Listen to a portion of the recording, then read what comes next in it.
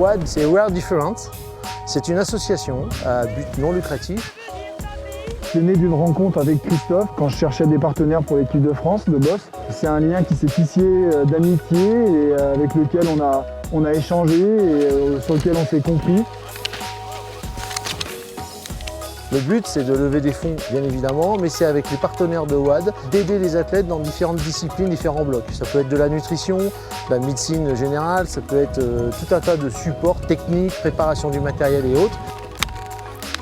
Nous, dans le Ski de Boss, c'est vrai que c'est une petite équipe très familiale avec nos partenaires. On a une relation assez proche, on se connaît très bien. Pour nous, c'est un énorme soutien parce qu'on sent que voilà, il y a des gens qui s'engagent derrière nous, qui se démènent aussi à aller chercher des partenaires, à nous trouver une piste, à nous trouver un stade pour qu'on puisse bien s'entraîner. Et ça fait du bien mentalement parce que voilà, on se sent soutenu.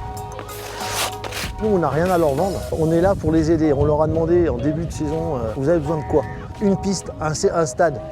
On s'est mis en quête de chercher un stade, on l'a trouvé.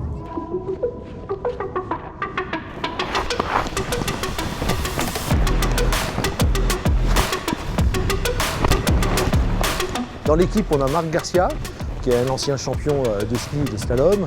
Marc est originaire de la station et il nous a mis en relation avec le maire de la station, Jean-Yves Loret, qu'on remercie.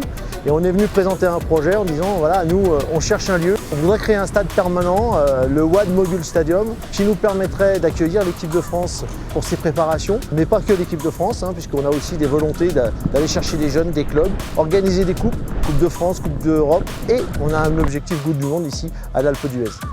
Quand même, faut bien que tu penses, c'est ce qu'on avait dit la semaine dernière, quand la neige est molle comme ça, pas trop chercher des gros appuis, laisser un peu filer, mais placer.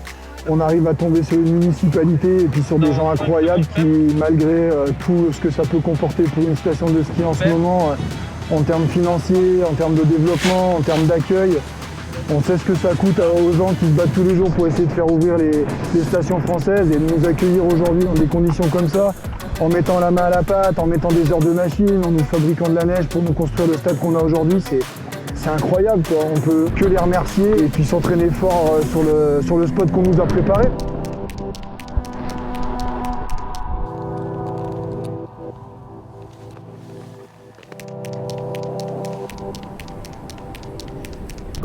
Cette année, c'est une année particulière. On se retrouve un petit peu planté. Le Japon, la Chine qui a annulé. On aurait peut-être trouvé des solutions. Mais en l'occurrence, là, on a une mise à disposition d'un stade qui est exceptionnel. C'est quand même extraordinaire que d'avoir trouvé ce stade.